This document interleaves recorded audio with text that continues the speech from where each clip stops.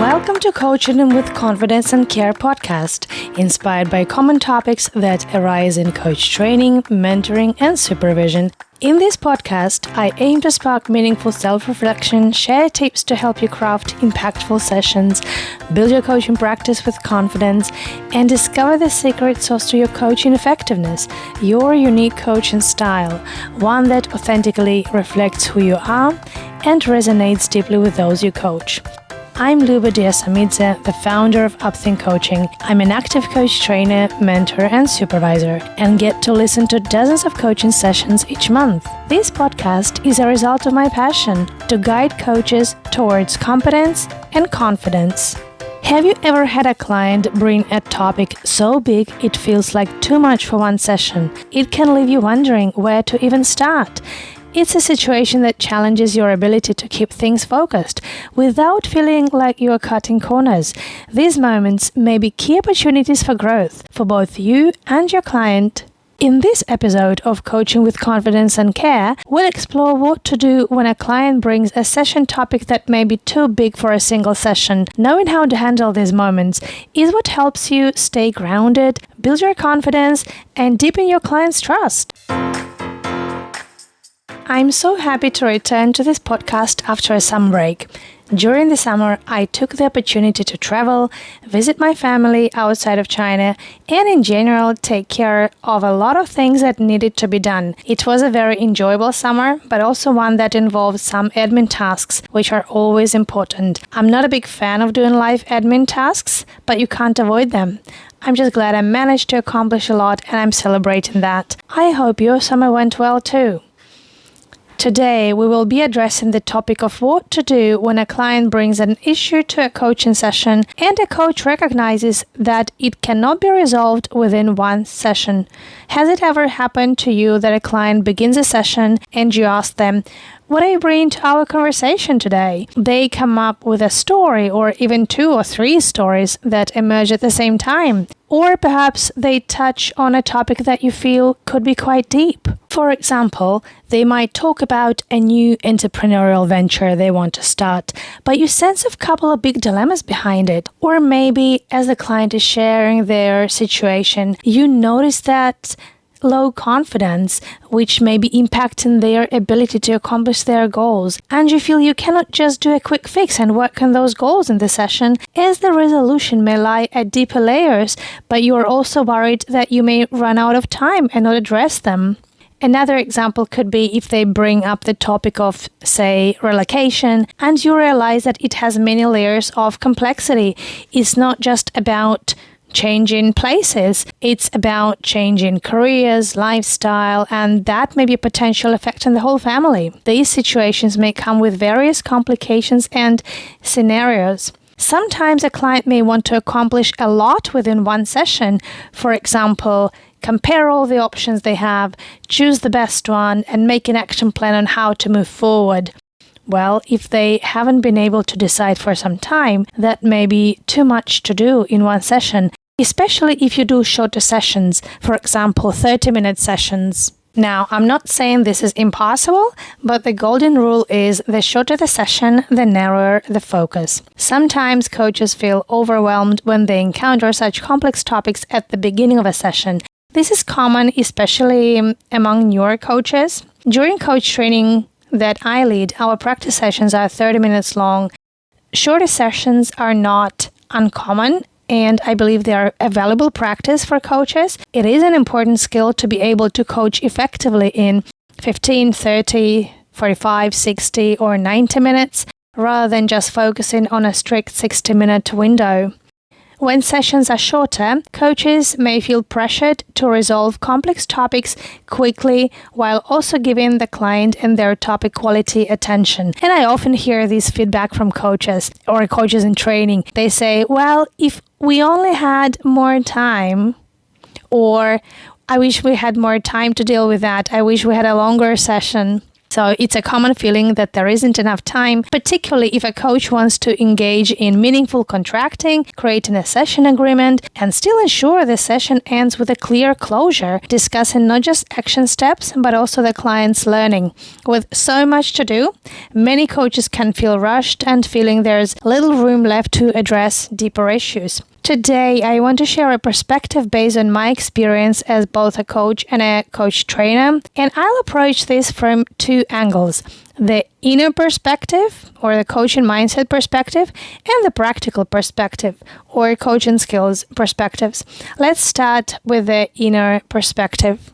Okay, this isn't strictly about practical coaching skills or techniques, just wait a bit for that. But more about how you are being as a coach. How are you handling such situations internally? What's your inner take on facing or experiencing this scenario? From a coaching mindset perspective, there are a few points I'd like to highlight. Clients bring complex topics to sessions, and that is perfectly fine because life itself is complex. The topics they bring often reflects the complexity of life. Life is nonlinear and unpredictable with many factors at play.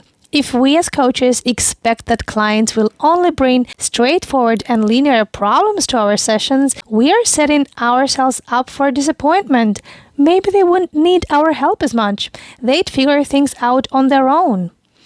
Embracing complexity and being okay with the messiness of life is part of a coach's inner development. Coaching is not about providing instant solutions, but about supporting the client in navigating life's complexities with more confidence and self-awareness. Your way to respond to complexity that the client is bringing to the session may help them feel more grounded.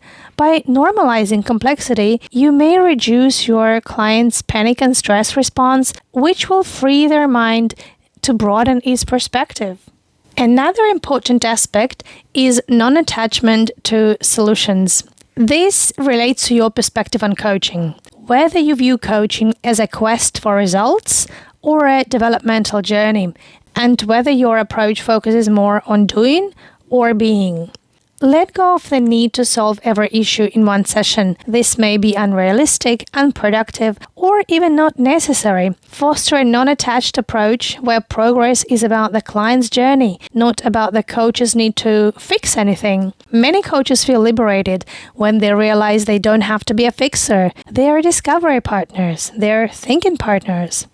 Complex issues invite ongoing exploration. Each session may reveal new layers of understanding where the focus shifts from immediate outcomes to deeper discovery and insights over time. Another perspective to consider is being comfortable with discomfort.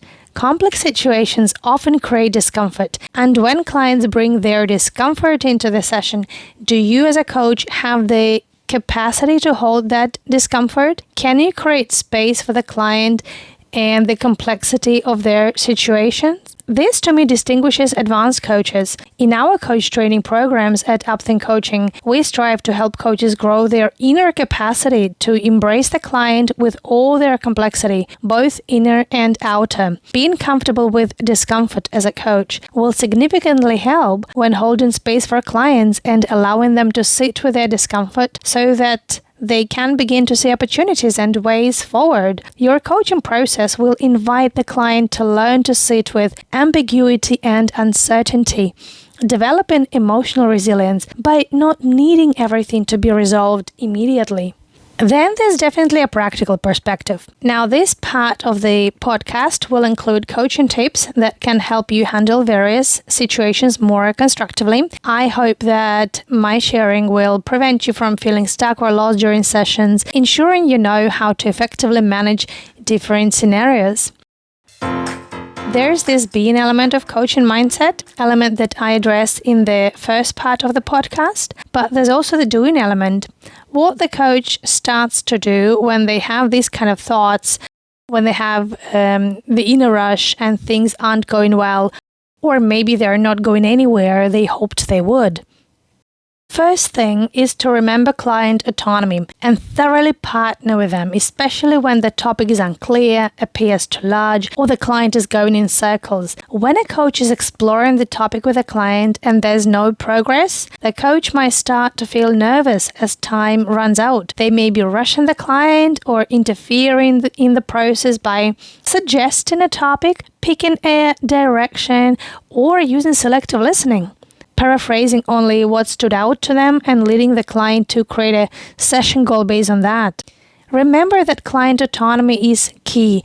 This is something that differentiates coaching from many other modalities, the degree of autonomy we are willing to share and we are encouraging our clients to take. The client ultimately chooses the focus of the session. I always say that a proper coaching agreement and the right session goal account for almost halfway, maybe even 70% of the session's success. Clients know all the answers.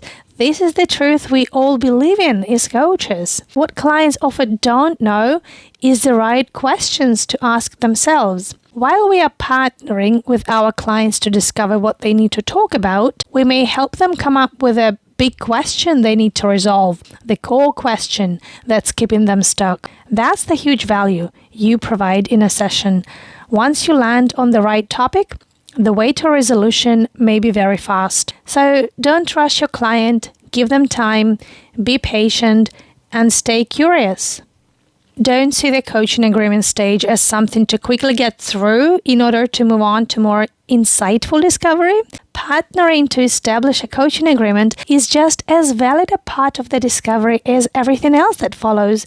See it as part of the coaching session, not as an administrative step, but really as the start of your discovery. Your primary goal is to help the client discover the right question, and that may take time. Then you can proceed to help them discover the answers. If the situation is complex, this becomes even more important. Next thing that might help you is address emotional barriers first. You can support the client in identifying and working through their emotional reactions before diving into the core issue. This creates space for clearer thinking. Encourage patience with the process. Remind the client to be patient and compassionate with themselves. Invite them to slow down or maybe take a deep breath. Connect with themselves. Complex issues often involve deep emotions, and rushing the process or skipping the process may prevent them from fully understanding or resolving it. Normalizing emotions, acknowledging them, and supporting the client as they work through them can be very helpful. Next, it's important to set realistic expectations. This starts at the beginning of the coaching session when establishing the coaching agreement. When contracting with a client, clarify the session scope, topic, desired outcome, and the measures of success. Gently explore with the client what's possible in the session and what may not be.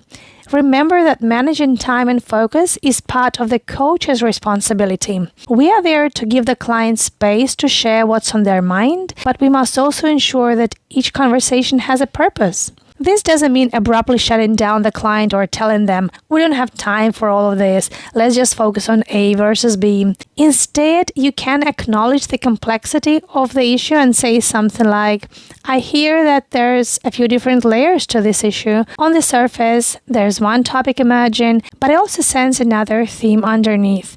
We have 20 minutes left. Where would you like to focus so that we can achieve an outcome you'd be happy with today?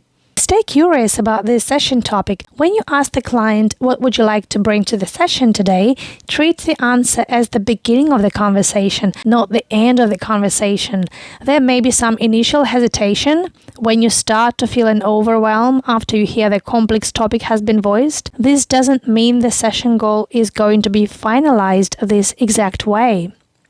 It is also totally okay to acknowledge that while the issue may not be resolved today, meaningful progress can still be made.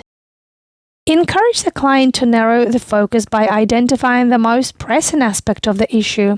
What is one part they can focus on today that would bring the most relief or clarity?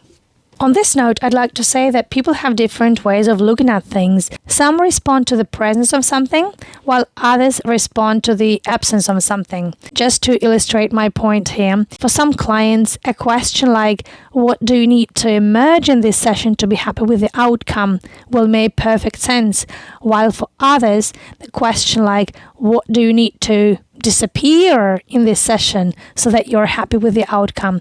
will make perfect sense. Some other examples for you to experiment with might be, what do you need to happen to be happy with the situation? What do you need to go away for you to be satisfied or complete? Which of these aspects do we need to address today to create more headspace for you right now? Or which aspect of the situation can we deal with today to reduce the overwhelm? Another helpful approach is to guide the client to reflect on what parts of the issue are within their control versus what's external. This allows them to focus energy on areas they can actively influence. Recently, I delivered a team coaching session where a company faced many challenges from the economy, stakeholders, the head office, the local market, and their clients. There were so many factors they couldn't influence. It felt very helpless. One of their most valuable takeaways was learning to pull back and focus on what was in their control. The circles of control method, what's in your circle of control, influence, or concern, can help clients distinguish between those factors and focus on what they can control. This creates more agency and autonomy, which in turn will create more motivation, as the self-determination theory suggests. Clients may start to brainstorm more freely about the results they want to achieve. Another tip is to experiment with your questions. Coaching is such a creative process. It's not possible to give a perfect set of questions that work for everyone. My intention is to share some perspectives, put theory and practice together, and give you food for thought so you can decide what works for you. Sometimes, with certain clients, focusing questions work better with concrete adjectives. For example, when a coach asks, "What's the most important part of this?" "What's the most urgent part of this?" If you ask which of these three aspects is most important to you today, they may not be able to answer, especially when everything feels equally important to them. If they don't respond to your questions that use the word like important, you can probe a bit further. Sometimes an open and light question like, which aspect would you be more curious to dive into in this session, can be very productive. Using the word curious in sessions adds a bit of lightness and playfulness. It helps the client see the problem less as a pressing issue and more as something they can get curious about. Remember, it's not just you who has expectations about session flow and outcomes. Clients may have their own expectations too. And their expectations may not always be about your performance as a coach. It's not that clients always expect you to ask super insightful questions or bring them clarity. Sometimes they have expectations of their own performance in the session. They think they should be working harder, coming up with more creative options, being more productive with their action points. Introducing light questions that encourage discovery, acceptance, and curiosity can help clients take themselves more lightly. They're still welcome to bring difficult, complex topics that truly matter, but we can create a space for them that helps stress and tension to decrease. This will allow them to become more open-minded and look at the situation with a different attitude. Another thing you could try when you are facing a large topic is to explore ways to shift your client's perspective if they are struggling to identify the core issue. Sometimes clients get lost in the details and they can't see the big picture. I often say we don't see the forest for the trees. When a client is so deeply immersed in their situation and thinking about all the details, they may not see the big picture or the core issue that's emerging. Imagine you're in the middle of a plane and you see the landscape around you, little hills, rivulets. Only when you jump into a helicopter or launch a drone with a camera, You can get a bird's eye view of the landscape and see what actually stands out. You can also ask your clients to reflect from a temporal perspective. For example, you could say, imagine we are talking 1 year from now, looking back at the situation. What would you say were the key points you wish you had addressed first? This kind of shift may help the client gain clarity. You can also use the observer perspective shift. For example, you might say, it sounds like it's not easy for you to choose where to start. But if a third person, an observer, were looking at the situation, what would they say you needed to address first? You could even suggest specific observers, like a colleague or a family member, or ask the client to think of someone who's been through a similar situation and what would be the key points from that person's perspective. So, to sum it all up, remember that in everything we do, there is a coaching mindset part and a coaching skills part. There's the being part and the doing part. If you spend time consciously and intentionally cultivating your being part, it will be so much easier, more natural and more flexible for you to deal with the doing part when you face different situations in coaching sessions. On the being part, remember to embrace complexity and not knowing. Be unattached to the results and don't be overly focused on performing. Let go of expectations, do the best work you can, and be the best coach you can be. On the doing part, remember to narrow down or shift the client's perspective, accept the idea that not everything has to be resolved in one session. Coaching is a process, not a one-off encounter. It's a collaborative growth process that will happen over time. There's time for everything, and there's no pressing need to try to achieve impossible things in one session. You can really take your time and grow step by step. I hope this was helpful. Do reach out and let me know what you think about this, what your experience is, and what your strategies are. I'm sure you have many strategies of your own. It's definitely not possible to cover everything in one go, and maybe we'll return to this topic in future episodes, addressing particular aspects in more detail. If there's something you'd like to hear more about, do let me know. If you feel like sharing, hit me up on LinkedIn and send in your questions or topics you'd like covered in future episodes. If you look for ongoing professional development as a coach, go to Upthink Coaching website to explore our advanced coach training program as well as mentor coaching and supervision. www.upthinkcoaching.com. So it's www.upthinkcoaching.com. Our next podcast will be about going too deep into sessions, exploring the boundaries between coaching and therapy, and whether we as coaches can address deeper topics with our clients without turning it into therapy. If this is something that you think is relevant to coaches like you, please share on your social media and feel free to tag me on LinkedIn. Catch you in the next episode.